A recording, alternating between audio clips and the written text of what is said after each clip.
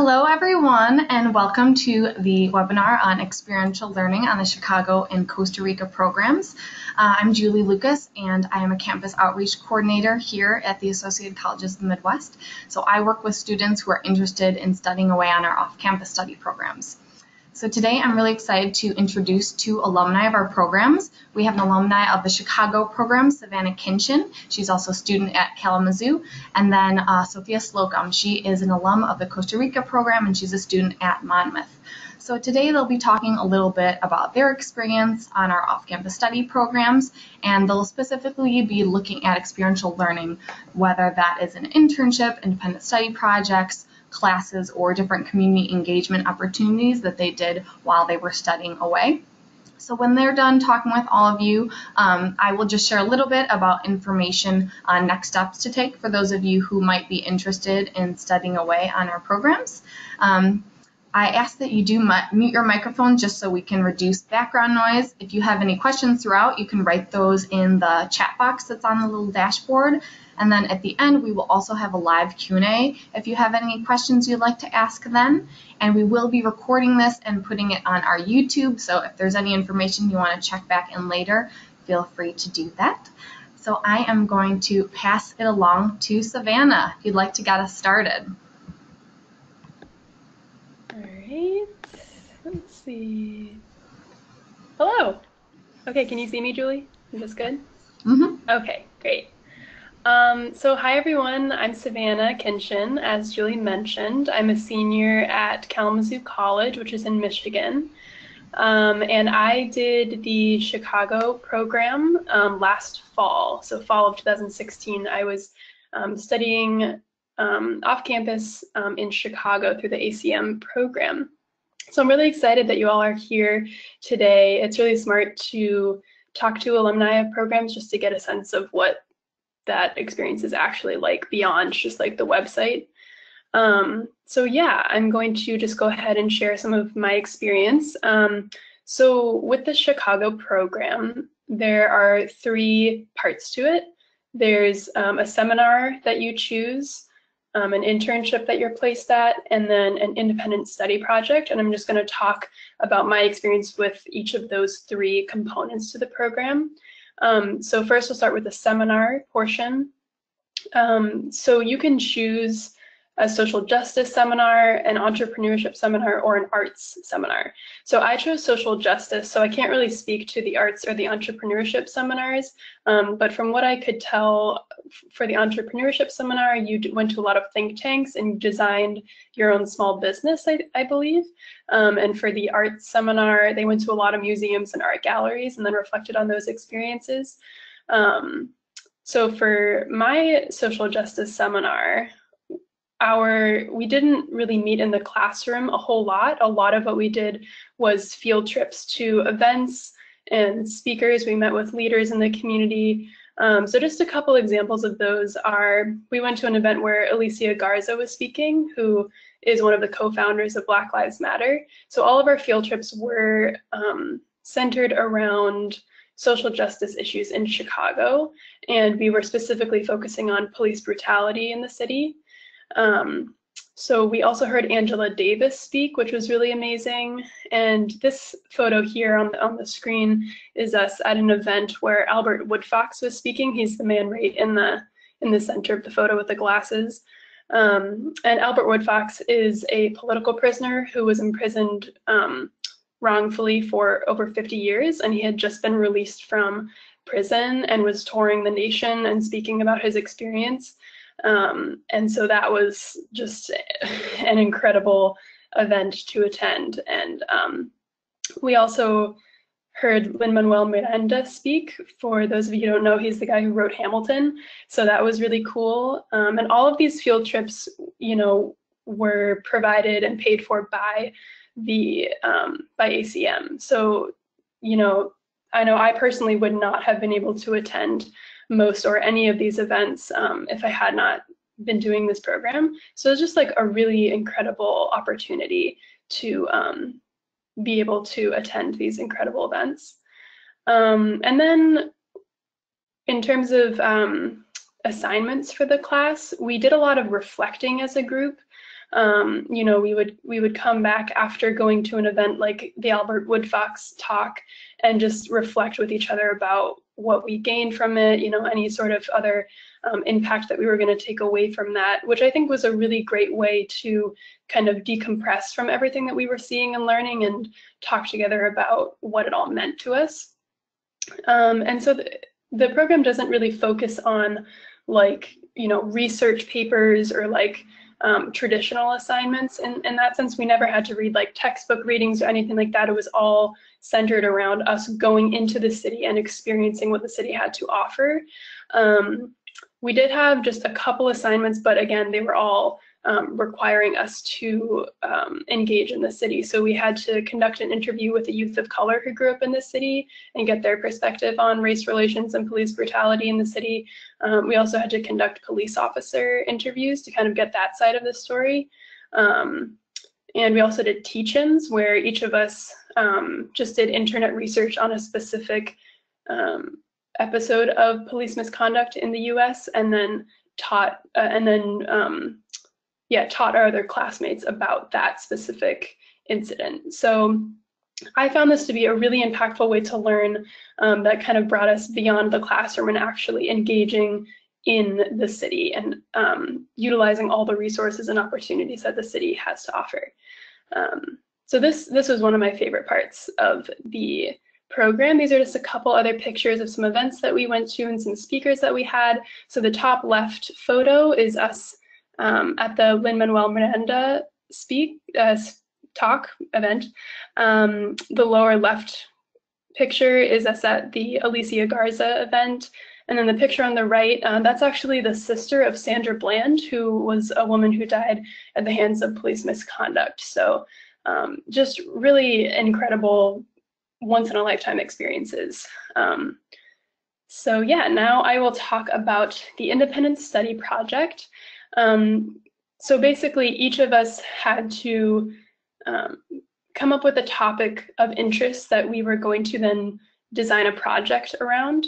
And the project could be very creative or very traditionally like research focused. So some people did do just papers, just research papers, but other people did really creative things. Like one guy wrote a novel based on Chicago crime. So he like researched Chicago crime history and then wrote a novel about it.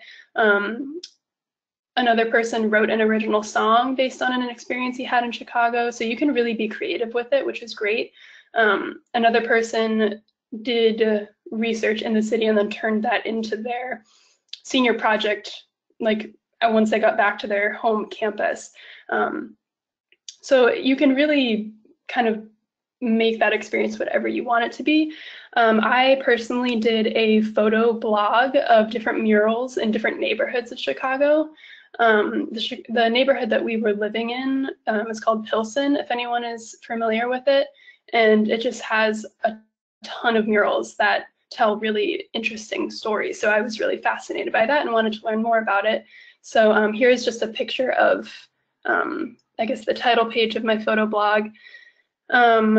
You do have some sort of structure and guidance. We met bi-weekly, so every other week, with an advisor who basically just spoke with us about where we were at in our process, asked if we needed any more guidance. She is really well connected in the city, so if we were like, hey, like for my project, it would be great to talk to a local artist who does murals, she'd be like, oh, cool, I know like 3 of those, let me give you their email. So you're not like totally on your own, but you do have to kind of take initiative and like make a plan for how you're going to get the project done, because it's not like, you know, someone's checking up on you every day and like, are you doing this? Like, what are you going to do tomorrow, etc. So it is a nice balance of taking initiative and having structured support. Yes, so you can go into the next one. These are some photos of 2 local muralists in Chicago that I was able to interview for my project. So the woman on the top left painted the mural to her right, and the man on the right, and he painted the mural to his left, if that makes sense. But both of these artists lived and had galleries like literally right down the street from where we were living. So it was just an incredible opportunity to be living in a neighborhood that had these murals just like on every corner, and then being able to talk to the people who put them there and who put that artwork into the community. It was just a super invaluable experience. Yeah, and then the third part of my experience was the internship.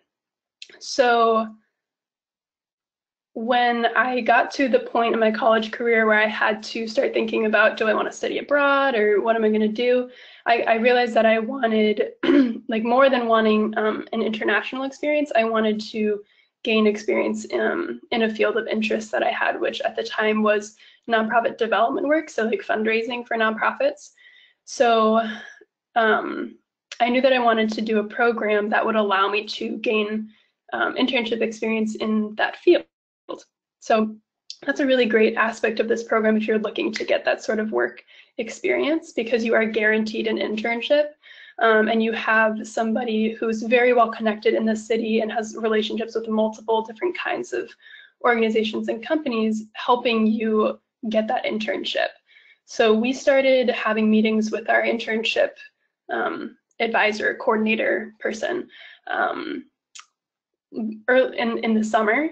So she was reaching out to us and kind of getting an idea of what internship experience we wanted. And then she was able to look at the relationships that ACM has with different organizations in the city and kind of piece together what would be the best fit for this student. So that was really great to have that support and access to all those connections. And let's see, what else? So I interned at a nonprofit organization called Teen Living Programs, which is a organization in Chicago that provides resources and transitional housing to youth in the city who are experiencing homelessness. And I was working in their development office, so I got exactly the experience that I was looking for. And I worked there twice a week. And let's see, so we have a picture here from 2 events that I helped them plan. One was, the one at the top was actually in the Chicago Cultural Center, which was really cool. It was like a Gatsby casino night, so very kind of fancy, and like hundreds of people came to that. And then the one at the bottom was more of like a community Thanksgiving give back to the community, sort of more low-key event. So it was interesting to get a range of experiences in event planning. And then we can go to the next slide. And this is a picture of me on the top left. That's a picture of me on my commute to work. So I was stationed in the downtown area. That's where their office was, but other people were stationed out in the suburbs of Chicago, or not the suburbs, but not like the downtown area. Some people were just like a little further out. So you, based on where your internship is located, you will have, all of us were kind of scattered around different places in the city. And yeah, below that is just a weekly schedule that could be helpful for people to see. Yeah, so you're doing your internship for Monday and Wednesday for 2 days a week, and then you meet with your seminar or are going on field trips the other days, and also working on your independent study project. So it's a very varied schedule, which I liked. And yeah, you're not just meeting in the classroom on those days that you do have your seminar, you're going out into the city. So it did feel very much like we were engaging in the city every single day, which was great. And then on the right side, these are just pictures of the living situation. You do have a roommate, and then you're in a suite with other people. And then there's a cooking area. You do have to purchase all of your groceries and then cook for yourself. There isn't like a cafeteria or a meal plan like there might be on a college campus. And then there's just like a communal living space area with couches and stuff like that. So this is just to kind of get you a sense of like the day-to-day kind of, or weekly schedule of what the program looks like. And then just overall, I would say that this program is super valuable for people who are looking for career experience, experience in a field of interest. Definitely, that's definitely something super valuable I gained from the Chicago program. I actually applied to an internship and got in this past summer.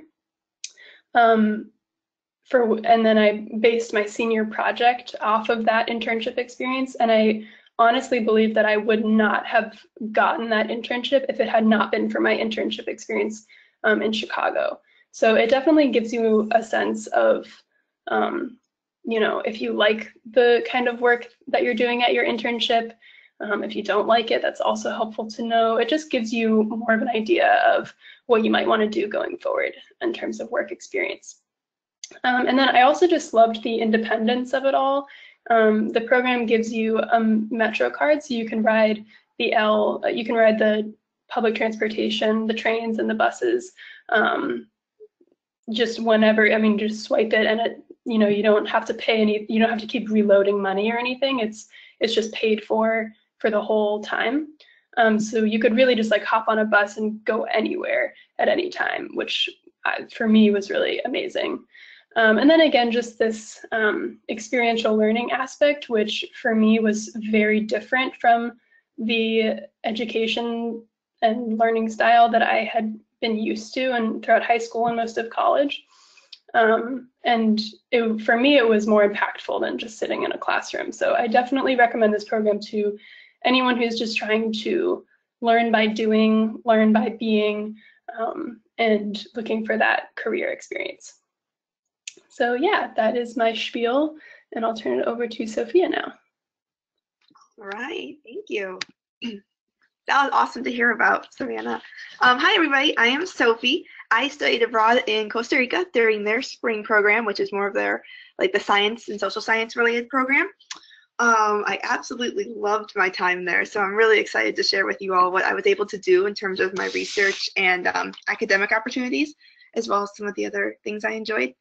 I'm trying to get my huh. There's not like really good lighting in here. I'm sorry, I'm in my dorm room. So the first thing I'm going to talk about is the Spanish class that we had, and it was like a Spanish/cultural immersion course that we took. So with this program in the spring in Costa Rica through ACM, what they do is you go to classes for a month. And you don't attend any big university, you just attend the ACM building. They have like their own little school down the street from the University of Costa Rica.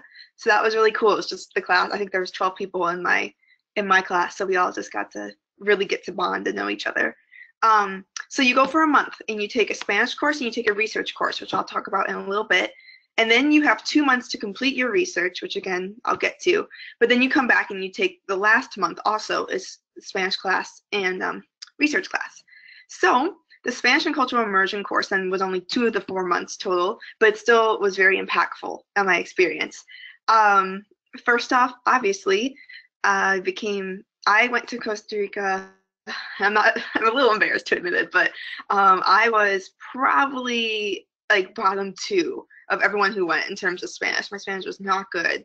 You have to complete through a 200 level courses like in college to go, I believe. I'm not sure if that's changed, but I had done that, but I don't know. I never learned much from classes. Probably I didn't put enough effort or whatnot, but I was amazed that within 4 months of speaking it, not only with my host family, but with the other students I was with, because we were asked not to use English as much as possible. We were good about that. So if you do go, I recommend don't use English, don't fall back on it. And so between that 4 months and doing everything I did, doing my research and whatnot, I went from practically not knowing Spanish at all to being very well, and I mean proficient, like not fluent, but definitely proficient. And that is I'm really proud of that, and I know everyone in my program was really proud that they were able to do that. I mean, the growth you see in 4 months is just, really incredible. So that was the number one thing I got out of this course, because the classes are 3-hour classes it's like Monday through Friday for that first month. You have 3-hour courses. The professor Mario, he's so much fun. So it does not feel like 3 hours, and you learn so much in that time. But I also was able to learn through, as I mentioned, living with my host family. So I had, particularly my mama, I would talk with her at breakfast every morning. We would have dinner together. I know I made it a point, and a lot of the other students really made it a point to try to talk with our families. And one, I formed an incredible bond with my mama. I still talk to her every day. And part of the reason is because I had to learn, I was trying to learn the language. So I always made a point to talk to her, even if I, I probably sound like an idiot to her almost the entire time. But I learned a lot from doing that, as well as talking to my sisters and my papa as well. The University of Costa Rica visit that we went on, so a couple times within the class, we would get, it was really nerve-wracking at first, but we would get questions that we had to, all in Spanish, and we had to go out to the university and just walk around the quad, and it's really busy, it's a huge university, and just approach 5 different people and start this interview with them. And they were questions kind of like, what, if someone's new to the university, what do you recommend? It was kind of like that, but it was a really good talking point, and it forced you to use Spanish, forced you to talk with people who weren't trained on how to talk to someone who's learning language. So you're talking to people who have the, full-blown accent, who aren't slowing down for you. It was a really good challenge, and I actually made several friends through that program, or that that visit that we had to do. So that was super cool. It's scary at first, but totally worth it. And then, of course, I'll talk more about my research, but the research I conducted, one, I had an advisor, and I also worked with people with disabilities, none of which spoke English, or none of whom spoke English. So that was, of course, another way that I was pushed out of my comfort zone and learned the language. But it's the most fulfilling thing. It can sound scary at first, but really, I can't believe I was scared of it at first. I just laugh at myself now. So some of the field trips that we took in the class were really pretty amazing. For spring break, we took a big week-long trip up to Nicaragua. In this program, we were studying, we didn't get to go to the capital, but we went to 2 towns or cities, Granada and Merida. And so I believe every semester, if you go fall or spring in Costa Rica, they go to Nicaragua. And I have pictures on the next slide of that trip. We also go to San Jose, which is basically where we live. And I lived in San Pedro, which is like a neighborhood of San Jose. That's the capital of Costa Rica, of course. And so we go down there in the first few weeks of the Spanish course. Mario, our professor, takes us down. We do a tour of the city. We see all the statues. You get to hear really cool stories about the history of the city. They did a good job of tying it to something that we might understand. Like they would say, like, oh, President Kennedy stayed in this hotel at this time, or Barack Obama was just here. So that was kind of cool to hear. And then we also went to, what else did we do on that trip? Oh, we went to the Central Mercado, so that was cool. Yeah, so here are some pictures of Nicaragua. So the first picture with the church, that was one of the, they have some incredible, not cathedrals exactly, but some incredible churches there. And then on the other side of that, that orange glowing thing, you guys can probably guess, is a volcano. That was coined the Gates of Hell by the Spanish conquistadors who first discovered it. And that was an incredible thing to see. I think every trip that goes to Nicaragua gets to see. It's the Volcan Messiah, so it's in the town Messiah.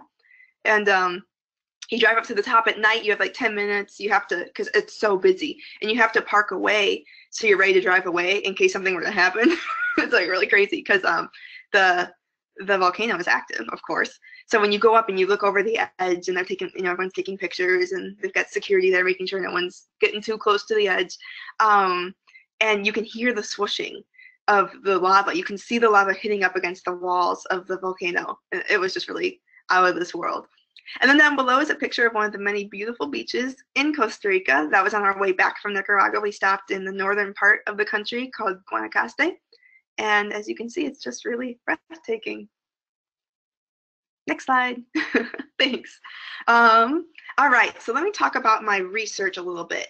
So in the spring program, everyone comes beforehand. They've already talked to Javier, our director, and decided at least have a topic for what you're going to do for your research. So I knew I want to be an occupational therapist. I want to work with people with disabilities. So I knew going in that that was going to be my topic. I wasn't sure which realm I was going to work with. I was between employment, education, or social opportunities. But we decided on doing employment opportunities. And so I looked at employment opportunities for adults with disabilities in one of the regions of Costa Rica, Alajuela. So I had an advisor, her name is Ana Magali, and she is one of my best friends now, who helped me with this research. She set me up with the Fundación Servio Flores Arroyo, which is the institute I went to, where they had about 72 students attending who are all adults who have cognitive disabilities. I spent 1 month, so we have 2 months, as I said. You have your first month of classes, then you have 2 months of research, and you go back to classes. So I spent the first month of my research portion just getting to know the people there and building trust with them, and I created some incredible friendships. I still talk to several of them every week. They're always checking in on me, and so that really was a great time. And from building that trust with them, I was then able to come in, and not only did we have trust, but also my Spanish skill had improved within those first 2 months of being abroad, that I was able to conduct interviews, not only with some of the students, but with the professors there as well at the Institute, as well as a couple mothers also. I did talk with them, and that was a whole other adventure. Got to go into the neighborhoods and knock on the gates and get let in to do personal interviews. But so that was really something incredible in terms of academic opportunity. One thing I should mention is we do have a research course. I should have started with this, I guess. So when you're taking that Spanish class in the first month, you're also taking a research course, which is just helping you set up how are you going to do this program. It introduces you to your advisor, and you really work with them one-on-one more than anything to figure out how you're going to do your project. Some of the other projects that were done, they were all amazing. We had several students worked in some of the big labs, some of the university labs, working at, they call it Cáncer de Mama, or breast cancer. And one girl, my friend, she worked out in at the coast, the Pacific coast, and she worked with tortugas, or turtles, the big sea turtles out there. And that was, the pictures she has from her program were incredible too. She's like, there's a picture of her holding a giant turtle. So there's a whole range of different kinds of things you can do in terms of, I mean, I can't even imagine they'd say no to anything. We had one girl who came for the science semester, but she decided to do an art project instead. It's really open. So whatever you're thinking, go for it. So to go back to my project, what really helps, so in Costa Rica, it was explained to me that they don't have as much scientific research coming out of the country, comparatively to the United States or other European countries.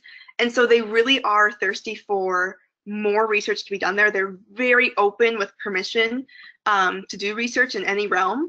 And so what that also means is, in terms of academic opportunity, they are, one, overall very excited if you're doing research there, and two, they really want to publish it. I know my research is being published with one of the biggest journals there. And it wasn't even a study that was statistically relevant. It wasn't statistically large enough because I didn't have access to enough people, but just the fact that it's an issue that's so important that no one in the world is even talking about, let alone in Costa Rica, they wanted to publish it. There were several other topics that they were very interested in too from my classmates. And so, if you're looking for publication, not that would be your top reason for wanting to do research, of course, there's moral issues to look into, but if that's something that is a goal of yours also career-wise, then this is really a fantastic opportunity. Yeah, and so I'm actually replicating my study here at Monmouth right now with people at an institute here in town, and so I'm going to do a cross-cultural comparison at the end and see what are the differences between the Providence I've worked with in Costa Rica and rural Illinois. All right, next slide. Oh, there's a picture of all of us together. This was probably a little over half of the students who were there on my last day. I came to give my presentation about the results I'd found, and so that was such an amazing day. I left with, at the Institute, they make so many different things. I just have to share about them a little bit. So all the students there, they make jewelry, they make bread, they do woodworking. It's incredible the range of skills they are taught there. And so I left with a huge bag of salsas and marmalades and jewelry that I still have and wear, and little cards they make their own paper. So I always felt welcomed and supported and loved with my project. So I was very lucky, and I know my other classmates had similar experiences. And so what I valued, well, I valued pretty much everything I did. I loved my time. But if I had to pin it down to 3 top things, first of all, I'm surprised by how much being proficient in Spanish is helping me here in the United States. I live in a small town up by Chicago, and there's a lot of people who have immigrated there who speak mainly Spanish. And so the fact that I'm able to talk with them in town when maybe they aren't comfortable using English or don't know it quite well enough to use it is really, I mean, that's bridging a gap that I just couldn't bridge before going abroad, and I think that's incredible. I also have a family away from home now. My host mama and I, as I said, talk every single day. She always tells me she's counting down the days for me to come back, and I stay with her and the family. She's always sending me pictures of the cats they got. So it's very heartwarming to know that there are people in a different area of the world who are thinking about you and who really care about you. And then finally, of course, as I did touch on, the publication, being able to have my study published and therefore hopefully helping those with disabilities who are lacking employment opportunities is an opportunity that I perhaps would not have had here, just doing my regular 4-year track at Monmouth. And I am also inspired to continue my career as an occupational therapist in this realm. So those are the 3 big values or takeaways I got from this program, and I highly, highly encourage anybody who is considering going abroad to consider this program. I know I wasn't even sure I wanted to go abroad when I first applied. I was just like, I might regret it if I don't, so I applied, not even sure I'd get in. Then I got in, and I was like, ooh, I don't even know if I want to go. This is kind of scary. But I laugh at myself now because it was just, I mean, I'd do anything to go back. So that's it for me. All right, back to you, Julie. Mm-hmm.